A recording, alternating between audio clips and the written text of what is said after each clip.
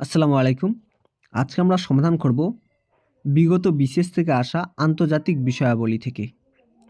চলুন তাহলে শুরু করা যাক। প্রথম প্রশ্ন, জিবুতি দেশটি কোথায় অবস্থিত? এডেন উপসাগরের পাশে।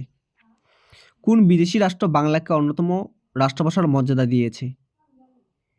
Sierra Leone.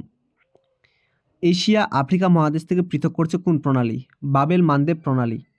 হারারের পূর্ব নাম কি? সল্সবেরি। ইস্ট লন্ডন কোথায় অবস্থিত? দক্ষিণ আফ্রিকায়। দক্ষিণ আফ্রিকা কত বছর শ্বেতাঙ্গ শাসনে ছিল? ৩৪২ বছর। কফি আনান আফ্রিকা মহাদেশ থেকে নিয়োগকৃত জাতিসংঘের কততম সদস্য? দ্বিতীয় সদস্য। বিশ্বের নতুনতম রাষ্ট্র কোনটি?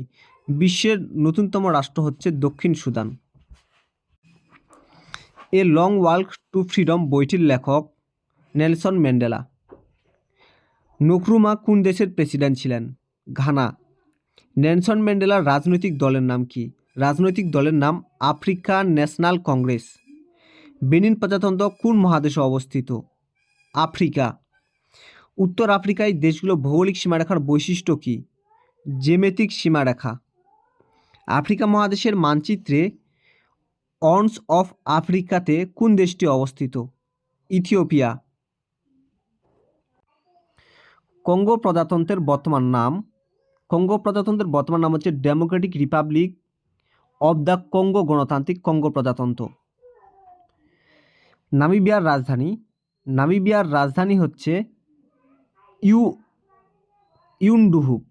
হারারের পুরাতন নাম? হারারের পুরাতন নাম হচ্ছে সল্সবেরি। কঙ্গো বিদেশি শাসন থেকে মুক্ত করার লড়াইয়ের চিরস্থায়ী নাম হচ্ছে প্যাট্রিক লুবুম্বা।